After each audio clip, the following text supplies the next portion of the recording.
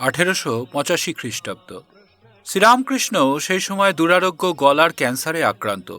তাঁর শারীরিক অবস্থারও যথেষ্ট অবনতি ঘটেছে। ওই বছরেরই শেষের দিকে ডাক্তারের পরামর্শে উত্তর কলকাতার কাশীপুর উদ্যানবাটিতে তাকে নিয়ে আসা হয়।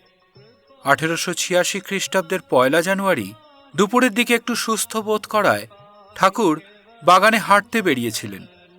সেখানে সমাগত ভক্তবৃন্দের মাঝে নাট্যাচার্য গিরিশচন্দ্র ঘোষকে দেখে তিনি জিজ্ঞাসা করলেন, গিরিশ, তুমি যে এত বলে বেড়াও, তোমার কি মনে হয় আমি কে? ভক্তভৈরব গিরিশচন্দ্র হাত জোর করে বললেন, ব্যাস বাল্মীকি যাঁর ইয়ত্তা করতে পারেননি তার কথা আমি আর অধিক কি বলবো। একথা শুনে শ্রীরামকৃষ্ণের মধ্যে এক অদ্ভুত ভাবান্তর দেখা দিল এবং তিনি বললেন, আমি আর কি বলবো, আশীর্বাদ করি তোমাদের চৈতন্য হোক। এরপর তিনি এক ঐশ্বরিক ভাবে নিমগ্ন হয়ে তার প্রত্যেক শিষ্যকে স্পর্শ করলেন। শ্রীরামকৃষ্ণ অনুগামীদের মতে তার সেই স্পর্শে সেদিন প্রত্যেকের অদ্ভুত কিছু আধ্যাত্মিক অনুভূতি হয়েছিল। দেহের যন্ত্রণা অতিক্রম করে সেদিন শ্রীরামকৃষ্ণ হয়ে উঠেছিলেন এক জীবন্ত কল্পতরু।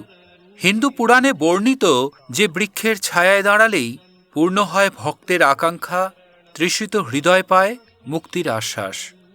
ঠাকুরের কথায় ভক্তদের মধ্যে প্রবল আনন্দ ও বিশ্বাসের স্রোত বয়ে গিয়েছিল। অনেকে অনুভব করেন ঠাকুর তাদের অন্তরে শক্তি, শান্তি, ঈশ্বর স্মরণের অমোঘ প্রেরণা স্থাপন করে দিয়েছেন।